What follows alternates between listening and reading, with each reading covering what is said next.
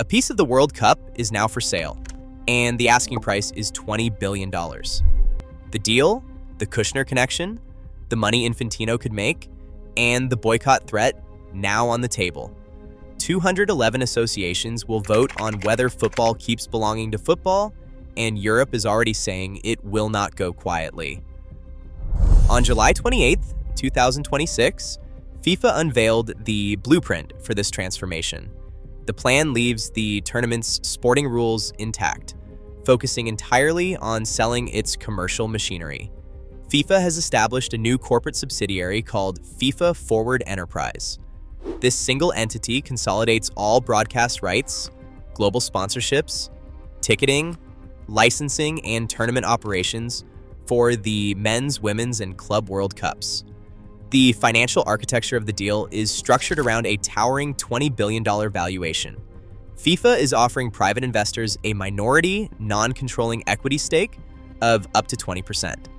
The goal is to raise up to $4.2 billion in immediate capital, while FIFA retains absolute control over football governance, scheduling, and competition rules. To execute this complex transaction, FIFA hired the Wall Street investment bank JP Morgan as its chief structuring advisor. Leading the search for external capital is Thrive Eternal, a venture capital vehicle created by Thrive Capital. The firm is led by Joshua Kushner, whose brother, Jared Kushner, served as a senior advisor to former United States President Donald Trump. This family connection immediately injects a geopolitical dimension into the transaction. To refine the corporate setup, FIFA also brought in veteran media executives, including former Liberty Media chief Greg Maffei and Disney's Bob Iger, to advise on the new subsidiary's commercial strategy. FIFA presents this restructuring not as a corporate sell-off, but as a major global windfall. Under this model, the governing body promises to generate more than $10 billion in development funding over 4 years. The immediate lure for the football world is a massive cash injection. Each of the 211 member associations could receive up to $20 million in one-off capital for local projects. Gianni Infantino argues the commercial subsidiary will run as a focused, dedicated business, with its value shared more and better all around the world, pitching private capital as the ultimate vehicle for global growth. FIFA spent a century building its authority around the World Cup, while UEFA consolidated its power over Europe's lucrative domestic leagues and club competitions. When UEFA rebranded the Champions League in 1992, it secured an independent financial engine that rivaled FIFA's global revenues. That commercial separation created a permanent fault line. For decades, the two bodies have clashed over who controls the sport's most valuable calendar dates. UEFA regularly resisted World Cup expansions and viewed the launch of FIFA's 32-team Club World Cup as a direct assault on the Champions League market. Under Gianni Infantino, earlier commercial initiatives had already deepened European suspicion. The July 2026 private equity proposal is simply the latest step in a long-standing campaign by Zurich to centralize and monetize global football. An investigative report by the Times of London shifted the focus of this multi-billion-dollar deal from organizational growth to potential personal enrichment. According to the report, the new corporate restructure could net Gianni Infantino tens of millions of dollars. Sources suggested this massive payout could materialize through a future commissioner role at FIFA Forward Enterprise, a position Infantino would theoretically assume after his final presidential term ends in 2031. FIFA officials immediately moved to contain the story. Sources inside Zurich insisted there had been no discussion of Infantino leading the commercial subsidiary in any post-presidency capacity. In a formal press statement, FIFA rejected the allegations of personal compensation, asserting instead that Infantino has an organizational duty to control the development of the project on behalf of member associations. Yet, in high-stakes sports finance, denials are not the same as full disclosure. The transaction is defined by a profound transparency gap.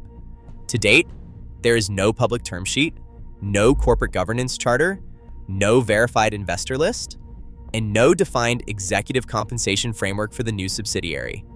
This complete lack of clarity is a central part of the conflict because of how private equity functions. Even with a minority, non-controlling stake of up to 20%, Institutional investors do not simply hand over billions in capital and walk away. They chase upside and enterprise value growth. When a deal lacks a standard dividend model, those investors rely on capital appreciation to generate their targeted 12 to 15% returns. This financial reality makes corporate governance, board representation, and protective veto provisions more important, not less. Without a transparent charter, there is no public guarantee that commercial profit motives won't override the game's governance. Within hours of FIFA's announcement, UEFA issued a blistering response, accusing Zurich of attempting to sell the soul of football. The European governing body warned that the soul and governance of football are not assets to trade, especially with zero transparency as to who gains financially. For UEFA, the move crossed a line that governing institutions must never cross. UEFA immediately convened an emergency virtual meeting of its 55 member nations to coordinate resistance. Behind closed doors, major federations, including Germany, France, Italy, Spain, and the Netherlands, discussed a drastic option, threatening a total boycott of the World Cup if the sale proceeded. The backlash caught many of FIFA's own members by surprise. The English Football Association was completely blindsided. Chief Executive Peter Montague received the proposal on the afternoon of July 28th and immediately summoned his board to an emergency session. The resistance quickly spread to political circles. During a Westminster briefing on July 29th, political leader Andy Burnham defended the tournament's heritage, stating flatly that the World Cup is not a product, and asserting that football does not belong to investors. This was no longer a business transaction.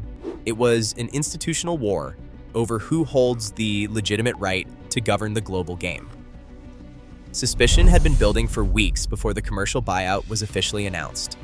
On July 19th, UEFA President Alexander Ceferin skipped the World Cup final in Seattle. His protest followed an extraordinary breach of governance earlier that month. On June 30th, US President Donald Trump phoned Gianni Infantino to demand a review of a red card issued to American striker Folarin Balogun during the tournament. FIFA's disciplinary committee quickly reversed the suspension, allowing Balogun to play against Belgium in the round of 16. UEFA labeled the intervention an unjustifiable breach of sporting integrity, fueling fears that regulatory decisions were vulnerable to outside political power. When the $20 billion enterprise plan debuted on July 28th, it landed in an environment primed for revolt. The confrontation targeted the fundamental legitimacy of the decision-makers themselves.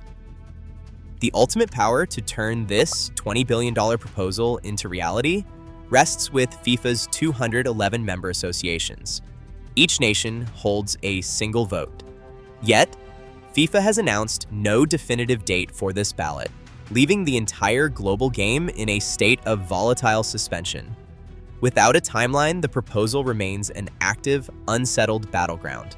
At its core, the dispute is no longer just about capital or restructuring. It forces a fundamental question upon every federation, club, and fan. Who actually owns the World Cup? Football is being asked to decide if its future still belongs to the spirit of the game or to the private investors who can afford to buy it. Subscribe to stay updated as this battle unfolds. The World Cup is no longer just a tournament. It is a $20 billion corporate asset. As private capital moves in, the battle is no longer over trophies, but sovereign control of global football.